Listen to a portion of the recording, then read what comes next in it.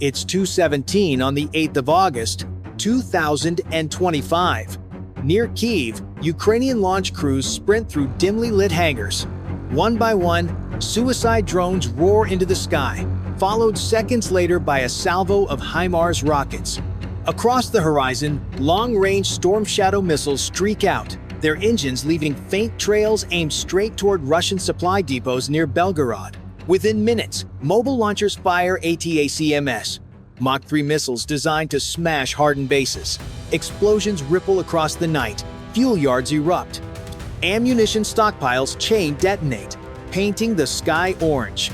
On the ground, unmanned vehicles with mounted machine guns crawl forward, laying mines and clearing a path for Ukrainian tanks.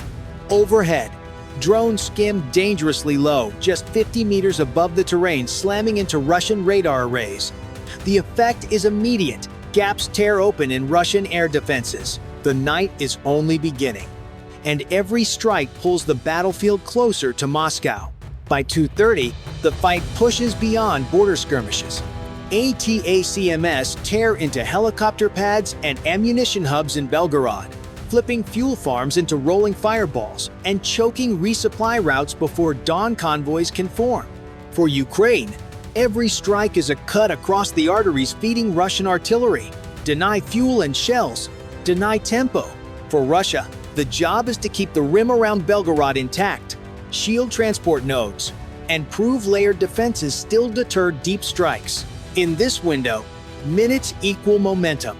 The side that restores rhythm first decides who shapes sunrise and who only reacts. In Voronezh, armor and autonomy move as one. T-84 Oplots grind forward while Ratel S and Punisher ground drone seed lanes with mines, suppress firing points, and scout for gaps. Overhead, Me G-29 second and Su-27 second loft JDAMs onto staging areas. Russian defenses blink awake. S-400 batteries spin their radars, Pantsir crews rake the sky, and Su-35S fighters climb to pounce. The first exchange is brutal. A Ukrainian F-16 snaps an AMRAAM and drops a Su-35 inch a tumble of sparks. Minutes later, a MiG-29 falls burning. Both commands accept losses. The unforgivable sin now is ceding initiative. This phase is about effects. Blind the radars and more drones punch through. Keep them alive and Ukraine spends stock it can't replace. Kyiv wagers that smashing depots tonight will starve tomorrow's batteries and peel back Russia's grip. Moscow wagers that redundancy and fighter cover will blunt the raid and stiffen the story by morning. Missiles burn money and time. Insurers watch. Allies watch. Cities hear distant thunder. Quick pulse check. Whose grip is stronger in this collision of reach and shield, Ukraine or Russia? Press 1 if deep strikes are tipping the field, press 9 if defenses are holding the line. By 2:50, the night grows louder. Ukraine escalates with another wave. UGVs rumble forward, turrets flashing as they spray suppressive fire and drop mines. Behind them, T-84 Oplot tanks grind ahead while infantry keeps low under smoke. Above, drones skim at 50 meters. Slamming into Russian radar and carving gaps in the early warning net. At 3:10, ATACMS arc toward Belgorod. A cluster of missiles slams into depots packed with artillery shells. The impacts trigger chain detonations that ripple through the complex. Fireballs punch skyward and Russian crews scatter. Each blast means fewer barrages later on the front. Russia answers quickly. At 3:40, from the Black Sea, a frigate launches Caliber cruise missiles, joined by a Yasin M submarine. Trails of fire streak toward Kyiv, but air defense crews are ready.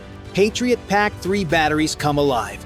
Radars sweeping, launchers firing, missiles leap skyward, intercepting most calibers. Explosions bloom overhead, turning what could have been a devastating strike into debris.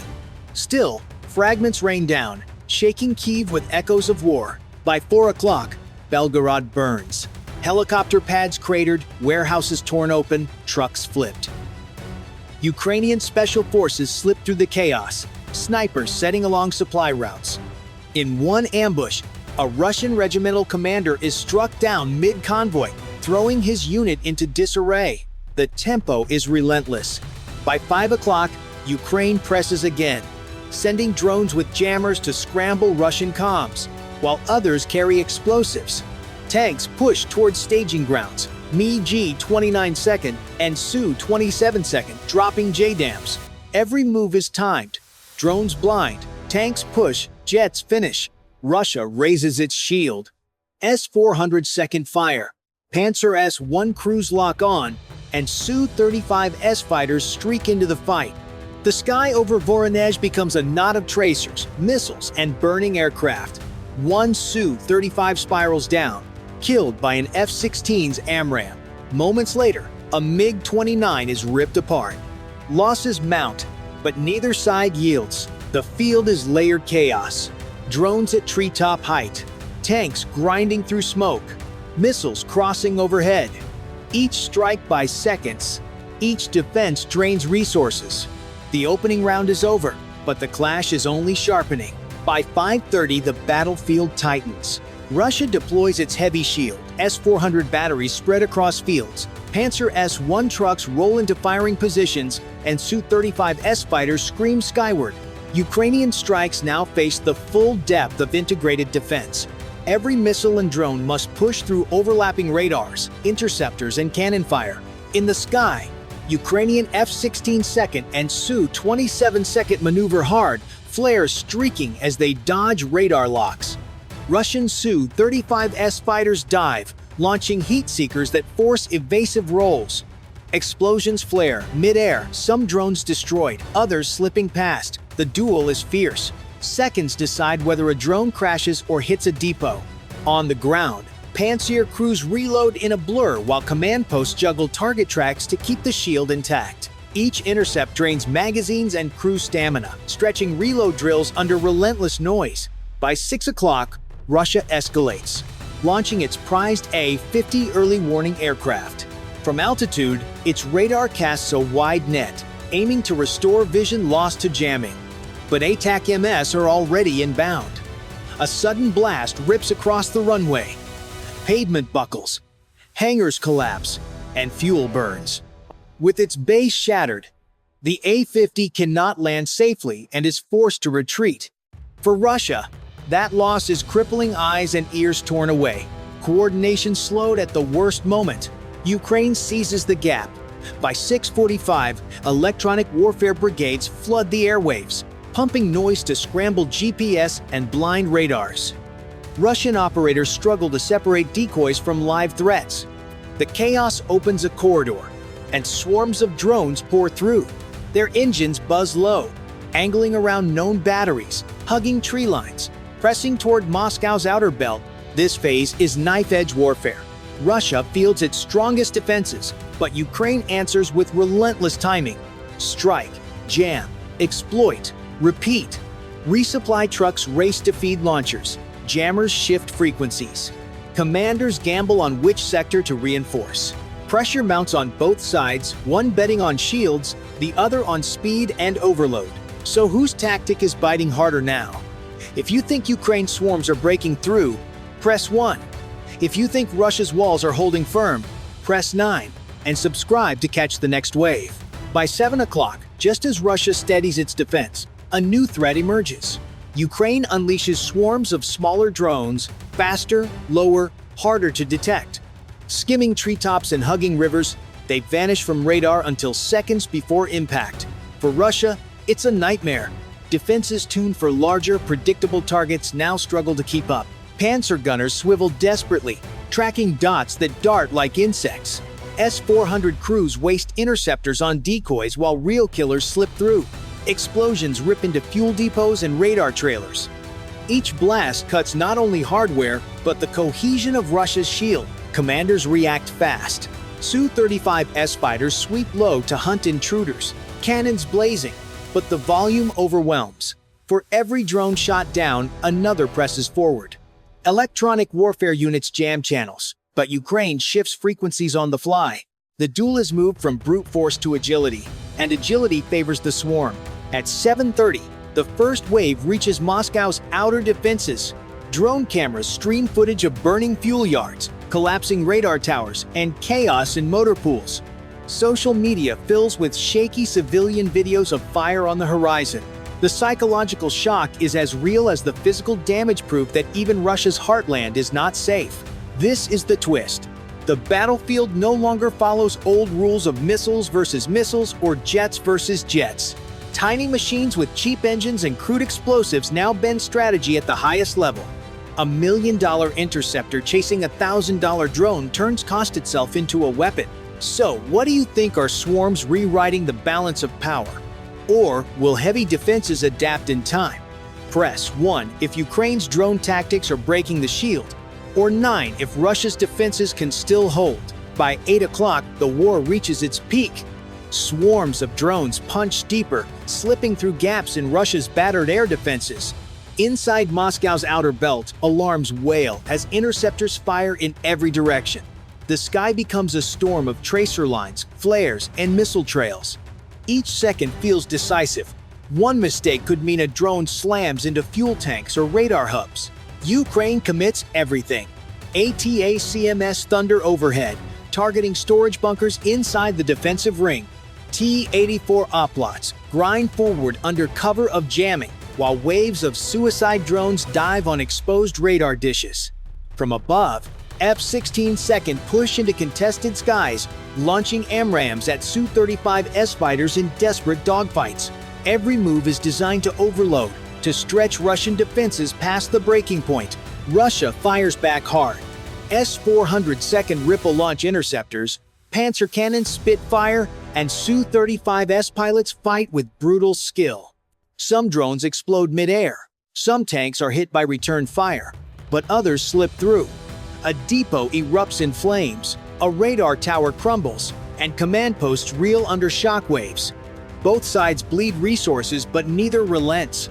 At 8:15, the decisive moment arrives. A cluster of Ukrainian drones penetrates to Moscow's core, smashing into fuel yards and administrative towers. Flames roll into the skyline, visible across the city. Panic grips civilians as smoke rises from downtown. Live streams flood social media, and the Kremlin itself rattles under the pressure. For the first time, the capital feels the war's full weight. Yet Russia's defenses, though strained, still function. Not every drone gets through. Interceptors down dozens. Su-35S fighters claw back control in sectors, and emergency crews scramble to contain fires. Both sides can claim success: Ukraine for striking Moscow, Russia for preventing a total collapse. This climax shows modern war at its rawest. Swarms of cheap machines clashing with billion-dollar systems, each side gambling everything on timing and numbers. So here's your call. Did Ukraine's strike prove unstoppable, or did Russia's wall hold just enough? Press 1 if you think the attackers broke through. Press 9 if the defenders held the line, and make sure to subscribe so you don't miss the aftermath. By 8:30, the firestorm eases, but consequences remain. Moscow's skyline is scarred, burning depots, twisted radars, gutted offices. Sirens echo, stations turn to shelters, bridges clog, flights divert around smoke. Panic travels faster than flame. For Ukraine, this proves reach and timing. The capital can be hit, its layered defenses pierced.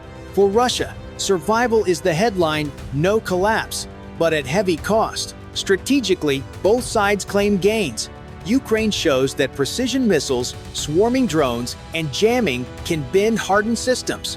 Each depot lost and leader killed slows artillery tempo tomorrow. Allies take note. A smaller force cracked a superpower's armor with speed, teamwork, and cheap mass. Russia shows endurance. Interceptors worked. Su-35S down drones. Emergency crews contain fires. The Kremlin sells resilience and promises to rebuild and punish. That story matters. Perception fuels alliances, budgets, recruiting. Doctrine shifts now. Dispersion, decoys, mobile radars, deeper shelters, tighter EW, air defense links. For the wider world, the lesson is blunt. Cost curves are weapons. A $1,000 drone can trigger $1 million shot, and 1 million phones broadcast shock in minutes. Cities are influence targets as much as infrastructure nodes. Next fights will push counter-swarm algorithms. faster SAM rearming, and hardened logistics that can move under fire. Result: the war didn't end tonight, but its boundaries moved. Ukraine proved Moscow is vulnerable. Russia proved it can absorb pain and still fight. Watch for longer-range interceptors, fresh drone waves, and a race to rebuild faster than the other side can destroy, deciding whether this night was a turning point or only a warning. Your call: who walks away stronger after this night of fire? Press 1 if Ukraine's breakthrough changed the game. Press 9 if Russia's defenses still hold the balance, and subscribe so you're here when the next wave hits.